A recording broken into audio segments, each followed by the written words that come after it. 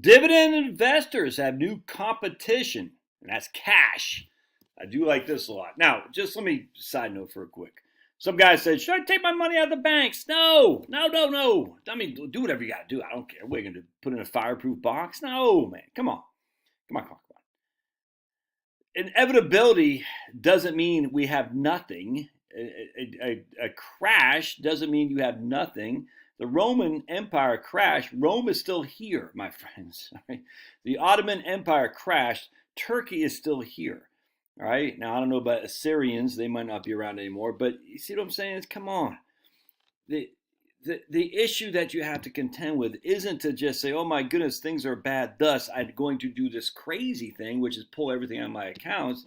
The issue is just to recognize the risk for what it is and to do and move accordingly. And of course, the prudent thing you should do is pay off your debt without question. With that said, it's still hard to turn away from nice CD rates.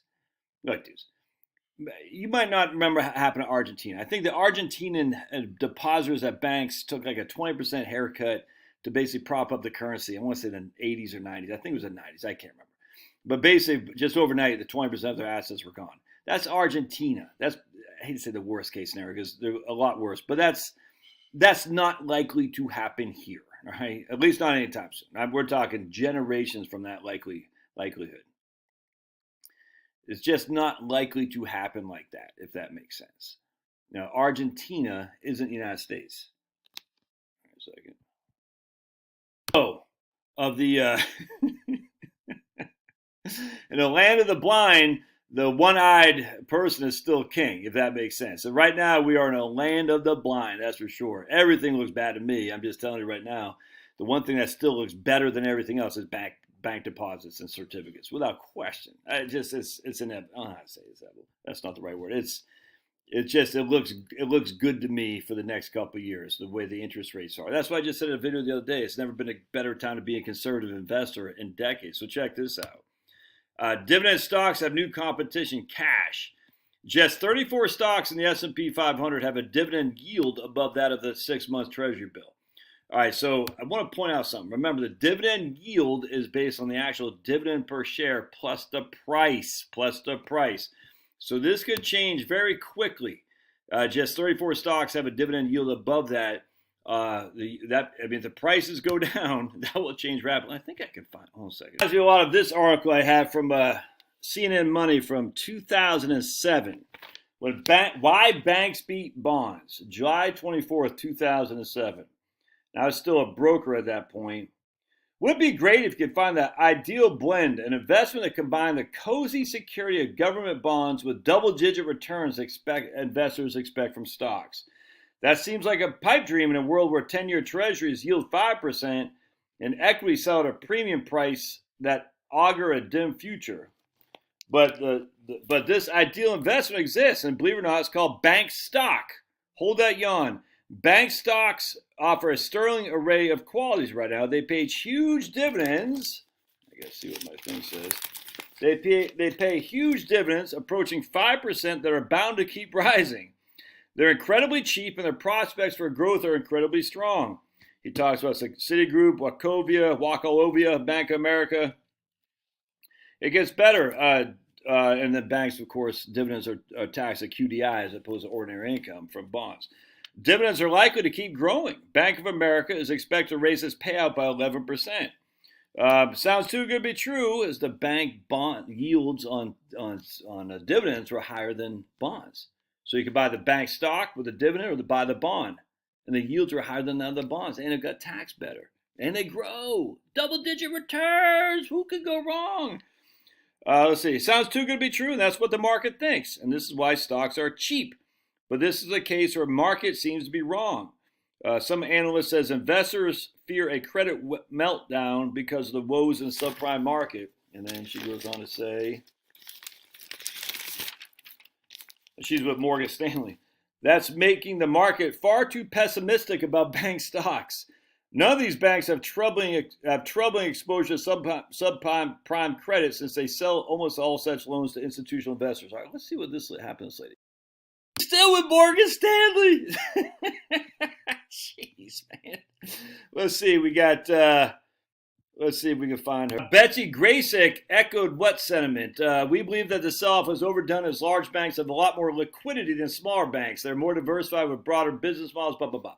All right, and Betsy Graysick echoed that sentiment, saying in a note Friday morning that the issues appear highly idiosyncratic and should not be viewed as a read across to other banks we cover. Okay, yes, funding is, okay, whatever. So remember, this is the same lady who right there in 2007 was saying, not one of these banks has troubling exposure to subprime credit since they sell all their loans to institutional investors. Surprisingly, the fastest grower was Citibank. All right. I guess people forget. I don't know. I don't forget, dude. I don't forgive and I don't forget. Oh, I do forgive because if Jesus can forgive me, the good Lord above, God himself forgives me, I need to forgive too. But the issue is I don't forget. I remember like this was yesterday. And so now we got the bank Wall Street Journal. I got to read it a little bit here from my phone because I don't have a subscription. For some reason, I'm able to read it on my phone, but not on my computer. It's kind of weird. All right, so let's see here what the Wall Street Journal says about dividend stocks have new competition, cash. All right, so remember, that's what I was going to say. So when yields go up, that's because the price of the stock went down by and large. It's not typically because the dividend actually went up. They pay a little bit more, but that doesn't usually make the yields go up. It's because the price of the stock goes down. So while you're waiting for the stock to go down to get a higher dividend yield, the cash looks great. Oh man, now I can't read it. Oh man, I was able to read it. Now I can't. I just tell you, man, the opportunity. Well, let me just real quick. So stocks used to be the only game in town for investors chasing robust returns. That's hardly the case anymore. Soaring inflation has put government bond yields to their highest levels in more than a decade. That, coupled with a soggy stock market, has led to a steady decline in the number of stocks that offer comparatively high dividend yields. There were just 34 stocks in the S&P with a dividend yield above the 6 months Treasury bill. Yeah, I 100%. I do not disagree with that in the least. And if we're looking at bank CDs as well, let's just let's go back one sec. Bankrate.com. Let's go to let's see, that's the minimum. We'll go to 2 year, to 5 years. There we go. Let's see what we got here. 2 to 5. What's going on, man? I don't want that great offer. Just give me the freaking. Here we go. All right. So we got American First Credit Union 2-year term 4.75. So basically, while you're waiting for the price of stocks to go down, and they might not, I don't know, but you're getting 4.5%. Look at that, GTE Financial Credit Union, 4.5%. 4.5% for 5. Okay, gotcha. BMO Harris Bank, yeah. First Internet Bank of Indiana, yeah. Pentagon Federal, look at that too. Anyway, so you're getting 4.5% while you're waiting for the prices of stocks to go down. And if they don't go down, you still got 4.5%, man. All right, you know what I'm saying? You're still getting a decent rate of return while you're waiting. Should you sell your stocks? You got to do what you got to do. I'm just saying, if I'm sitting there in cash, I'm like, if I'm sitting there thinking I need a dividend, I'm like, man, those bonds look pretty good to me. And bonds in this case are CDs, without question. Money markets look good too. The money markets changed too much. In fact, I think the 10-year Treasury is down to 3.4. I saw this morning. Let's see what it's doing right now. And that's the thing with money market accounts, is they can change on a dime. Whereas you lock in a CD, the 10-year Treasury now, it's down 6.71% the yield today. Look at that, dude. Crazy. Look at that. Nuts. Anyway, so that's